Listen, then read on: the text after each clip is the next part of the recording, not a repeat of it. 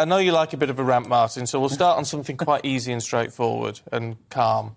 Just Stop Oil in the Mail. So if you believed that Just Stop Oil protesters were performative narcissists who just want to be famous, then today's paper will prove you correct. Because Louise Harris, who clambered across the gantry on the M25 yesterday and delivered a tearful rendition of "I've got no future, you might hate me for this," turns out, in no surprise to anybody, she's a Cambridge graduate. She's a vegan. So far, so predictable.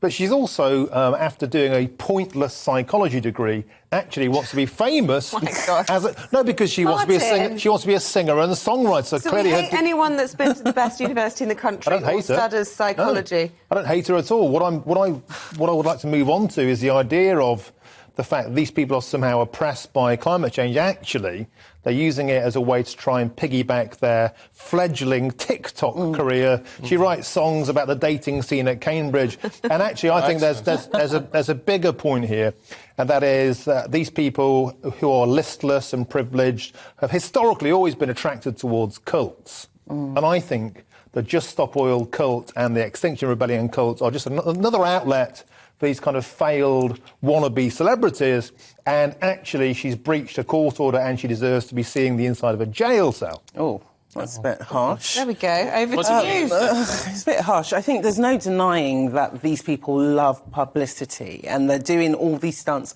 because they know people are going to talk about it. They know it's going to make the newspapers. But I think it's time that we had a national conversation because they're very much seeing it as the young versus the adults, where it's like we're all in this together when it comes to climate change and how it's affecting society. And I think it's probably giving them a more constructive outlet where they can actually communicate their views and their worries, because I'm quite scared that someone's actually going to get hurt with all these stunts. Is it going to take for one of them to die before we all wake up and be like, OK, what are we actually going to do and what is the government doing about this? Or how about it takes one of them getting hurt before they realise they need to stop doing this? I'm amazed that somebody hasn't been violently attacked or ran over so far. I really am. Yeah, I do think there's got to be...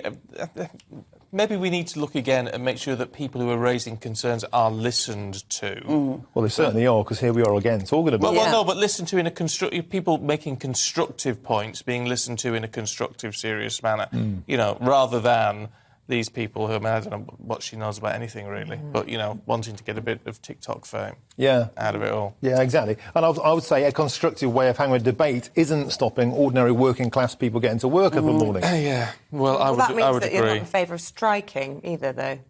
But strikes don't block roads. You're allowed to protest, say, at Parliament Square. If it's a railway line or a tube station and you're striking... I don't agree with that either, to be frank. Just checking. Yeah.